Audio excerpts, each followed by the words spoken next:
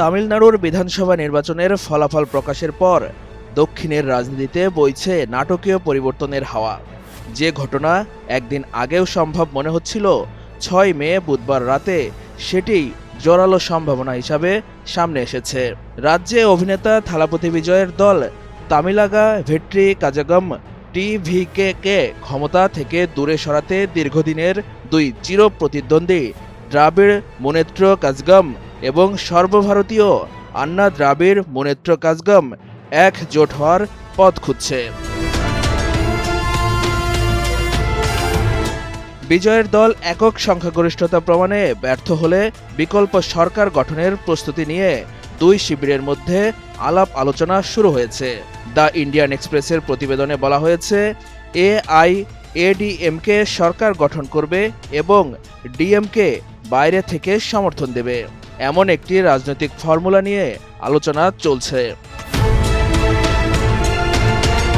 বর্তমানে এআইএডিএমকের আসন সংখ্যা ৪৭ এবং ডিএমকের ৫৯টি আসন রয়েছে, অর্থাৎ দুই দলের মোট আসন দাঁড়ায় ১০৬টি। এর সঙ্গে সম্ভাব্য জোটে পিএমকের ৪টি, ভিসিকের ২টি, সিপিআইএমের ২টি, সিপিআইয়ের ২টি এবং আম্ম মুনেত্র কাজগমের একটি আসন যুক্ত হতে পারে। সব মিলিয়ে ছোট দলগুলোর সমর্থন নিয়ে একটি স্থিতিশীল সরকার গঠনের পরিকল্পনায় আলোচনায় রয়েছে।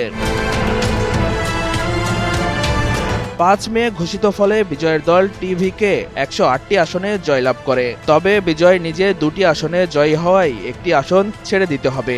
ফলে তার কার্যকর আসন সংখ্যা ১০৭। ২৩৩ সদস্যের বিধানসভায় সরকার গড়তে প্রয়োজন ১১৭টি আসন। বিজয়কে সমর্থন দিয়ে ডিএমকের সঙ্গে পুরনো জোট ভেঙেছে ৫ আসন পাওয়া কংগ্রেস। এতে সরকার গঠনের জন্য টিভিকের আসন সংখ্যা ১১২ হলেও ম্যাজিক ফিগার ছুঁতে ব্যর্থ বিজয়।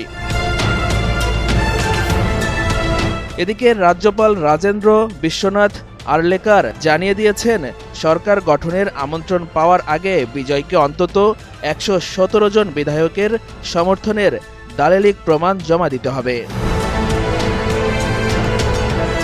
অন্যদিকে বিজয়কে কংগ্রেসের সমর্থন দেওয়া নিয়ে ডিএমকে শিবিরের মধ্যে তীব্র ক্ষোভ দেখা দিয়েছে। ৫ ও ৬ মে বুধবার দফায় দফায় বৈঠক করছে দলটি। ডিএমকে তাদের বিধায়কদের নিয়ে আবারও বৈঠকে বসার কথা রয়েছে। রাজনৈতিক বিশ্লেষকরা বলছেন, তামিলনাড়ুর ভোটাররা, বিশেষ করে যারা পরিবর্তনের আশায় থালাপতি বিজয়কে ভোট দিয়েছেন, তারা দুই চিরশত্রুর এই গোপন আঁতাত কিভাবে নেবেন সেটি এখন বড় প্রশ্ন।